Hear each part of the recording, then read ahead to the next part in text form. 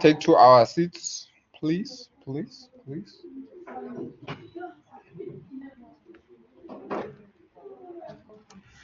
Right. So we left off on strategic alignment, and I think for the most part, strategic alignment is pretty much just reiterating that we need the whole business functioning as a well-oiled machine, focused on the same goals pertaining to the strategic vision of the company. Okay, here they're just reiterating that all levels of the organization must be in sync. Okay.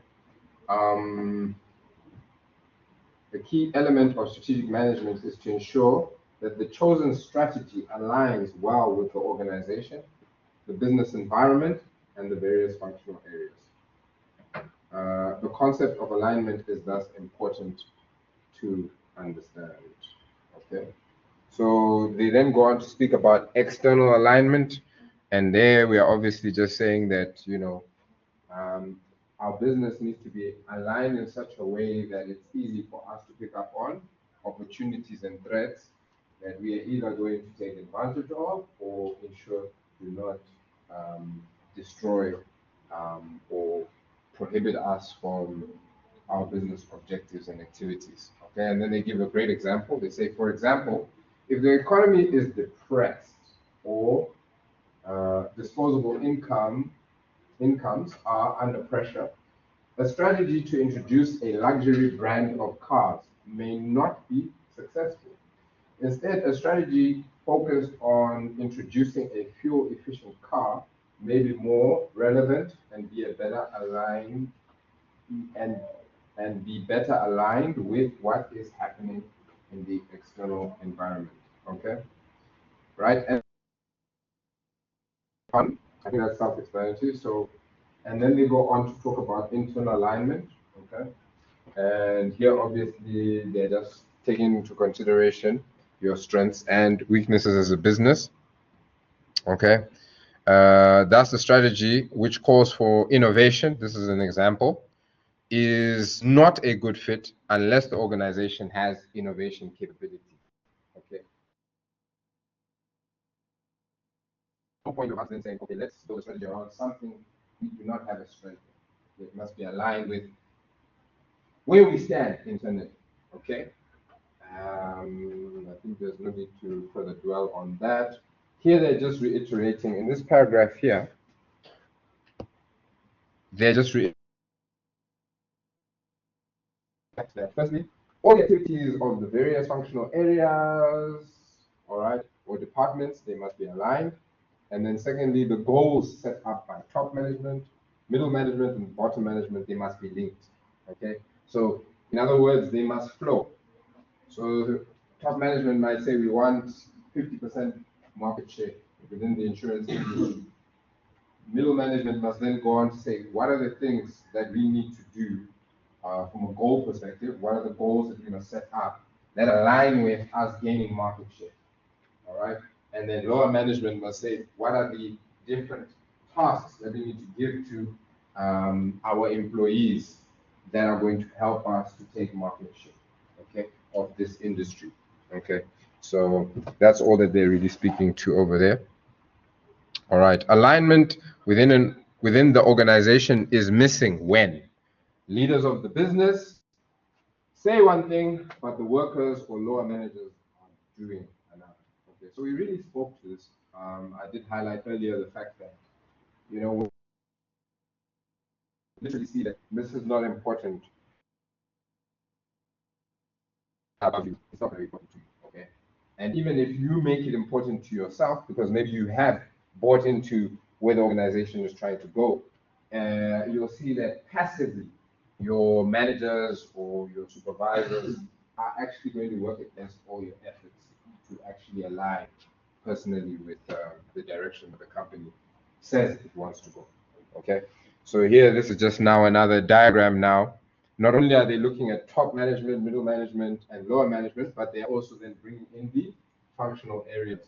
All right, all activities must link towards the goals and strategies. You know, sometimes they might ask you in the test or the exam. Well, now we can just talk about the exam because you guys already written your test. You can ask a question about alignment, all right? And maybe words are limiting, but you remember the diagram. You can draw the diagram and speak to the diagram, all right? That does help, okay? So just remember that as you're obviously preparing for next month. Okay, then achieving alignment within the organization is not straightforward. Guys, I promise you, when you start working, you will see how this is easier said than done, okay? Especially in large organizations, because when it comes to large organizations, the more people that have to be managed, that's the more people that we need their buy-in, okay? And one thing you'll see is that oftentimes within business, people are so busy focusing on their work or busy working on the client and deliverables that they don't have time to communicate. They don't have time to ensure that they have the buy-in. Because you'll find that some goals are problematic because to achieve certain things, there are certain hurdles and challenges. All right. And usually this is where you get, how do I say this? This is how you get your lower management not in full alignment with middle and top management. Because middle and top management, it's easy to say, this is what needs to be done, and this is where we want to go, okay? But lower management are the ones dealing with customers, are the ones dealing with the activities or the tasks that need to be executed. So they know that this is not really practical. Does that make sense? And so immediately, when this is being communicated to them, they don't have buy-in because they're like, this thing that you're saying, it sounds nice, but it's not practical in terms of execution, okay? So top and middle management then need to sit with lower management, all right, and the rest of the employees and begin to say, what are the challenges that you guys might have with this plan, all right? And then begin to say, okay, cool. So how do we then address those challenges? Because that's the way that you're going to get their buy-in, all right? If they say, no, we have too much administration whenever we make a set, for instance, we're in the insurance business, for example, okay? Then we can begin to say, okay, what systems do we need to bring into the business to make that process all the more shorter so that we can obviously get to the sales targets that we want, okay?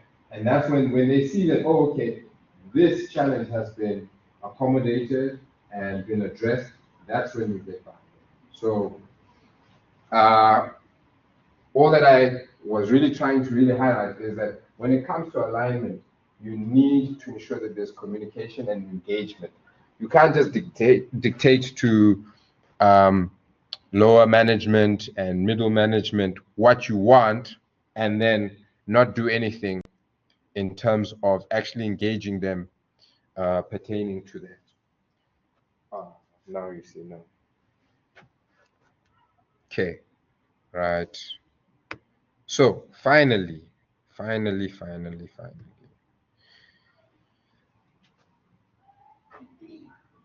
in conclusion, the strategic management process details the steps necessary to determine, right? In other words, to find out what strategy should we put together.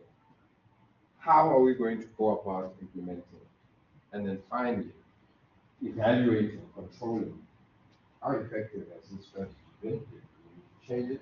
Should we do more of this and the third because it's working? And that, ladies and gentlemen, is your strategic management, your learning unit 6. Has everybody registered? I will put it just now.